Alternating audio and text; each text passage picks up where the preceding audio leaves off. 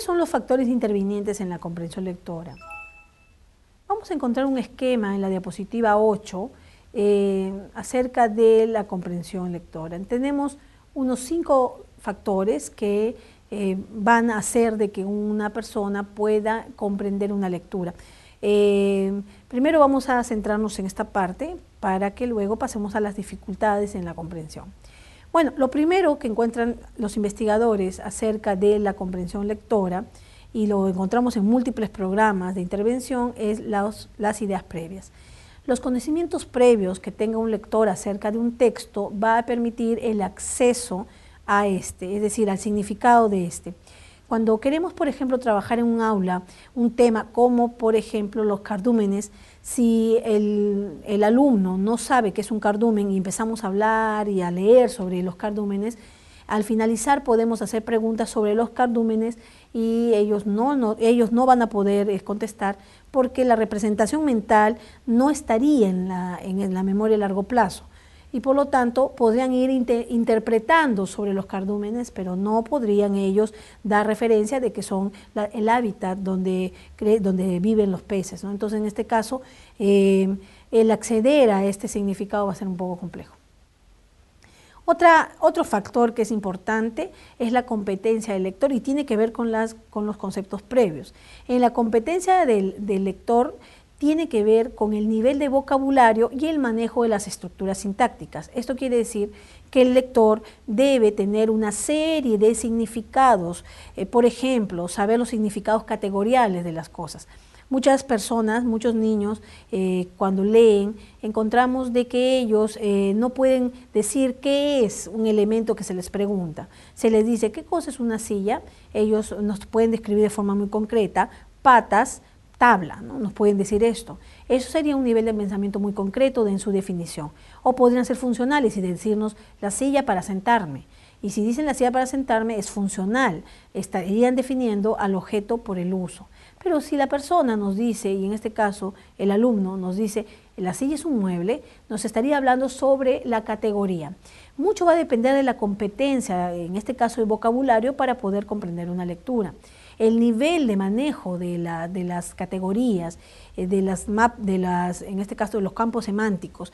Encontramos, por ejemplo, de que muchos niños no pueden definir algunos conceptos, ¿no? Hace un tiempo tuve la oportunidad de hablar con un niño, con 2 niños en realidad, y le decía que me definieran qué era la broma, porque habíamos cantado una canción de la broma. Uno de ellos me hizo gestos para definirme lo que es la broma, como diciéndome, acá hay un chinche y lo pongo en la silla, ¿no? Y eso era la definición de broma para él, del chinche y lo pongo en la silla. Utilizaba para su definición no el lenguaje oral, sino gestos y algunas palabras sueltas. El niño tenía 7 años. Otro niño de la misma edad de 7 años, que era su compañero, me dice, profesora, la broma es algo que me hace reír. ¿Cuál de los dos tiene mejor competencia lingüística? ¿Quién entenderá mejor una lectura? ¿Quién accederá mucho más rápido al significado? Bueno, definitivamente será aquel niño que tenga mejores posibilidades categoriales, aquel que pueda hacer mejores definiciones, porque son aquellos que pueden representar mejor, en este caso, el mundo y luego acceder al significado. Por eso un factor para comprender lecturas es tener buen vocabulario, buena representación semántica. Y las estructuras sintácticas también son importantes porque tenemos que aprender que cuando uno tiene un buen desarrollo morfosintáctico puede entender algún tipo de oración dentro de un texto que para algunos es mucho más denso que para otros, ¿no? Entender una oración como, por ejemplo, vamos a decir una especie de absurdo, ¿ya? El ladrón persigue al policía. Eso es una oración activa directa, ¿no?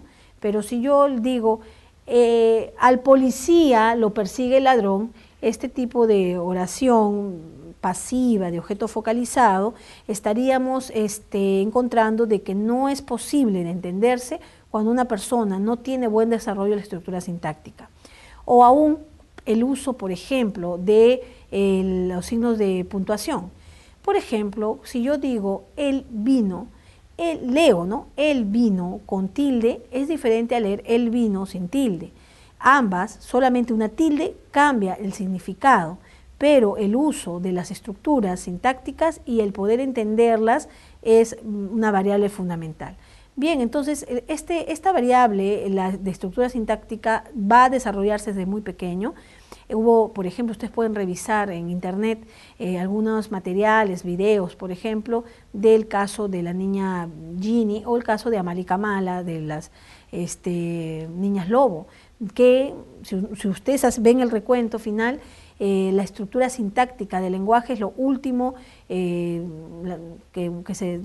diré lo que se desarrolló, no se llegó a desarrollar, es más, la semántica sí se desarrolló, tuvieron algunos significados, las chicas podían hablar, ¿no?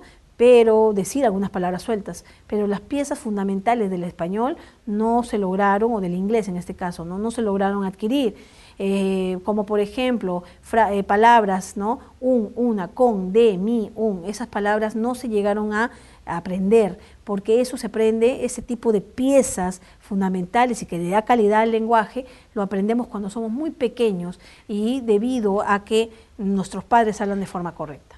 Por eso en el salón de clases los profesores deben ser los primeros modelos en la enseñanza del lenguaje, dar modelos para que los niños puedan recepcionar y tener calidad para poder este componente poderlo desarrollar y después cuando adquieran, por ejemplo, un libro como La Guerra y la Paz, puedan ellos leerla sin dificultad.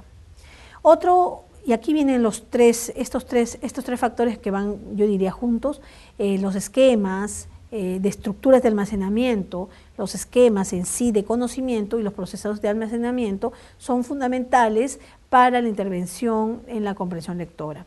En las guías que ustedes pueden bajar de internet, ustedes van a encontrar esto más desarrollado, pero en conclusión diríamos que los esquemas son fundamentales porque nos permiten hacer las redes, nos permiten las redes de conocimiento y cómo se abordan desde la memoria, cómo vamos guardando una serie de informaciones que se van a concatenar para poder adquirir una lectura.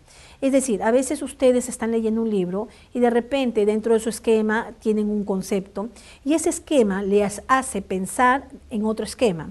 Por ejemplo, estoy leyendo sobre las manzanas rojas del bosque y me centro luego en mi lectura en manzanas y luego por red voy entrando, la manzana es roja, el lápiz de labio es rojo también y empiezo a pensar en que existe el lápiz de labio y qué bien le queda ese lápiz de labio a esa modelo y empiezo a pensar luego acerca de que ese lápiz de labio le queda bien a la modelo y cómo es el mundo del modelaje y empiezo a pensar una serie de cosas que se van concatenando. Tenemos una red debido a una sola idea que podemos tener y fluir. Entonces, muchas veces las ideas que tenemos debido a este circuito de esquemas y procesos de almacenamiento se van a relacionar y van a interaccionar, ¿no? Debido a que hay relación en estos conceptos.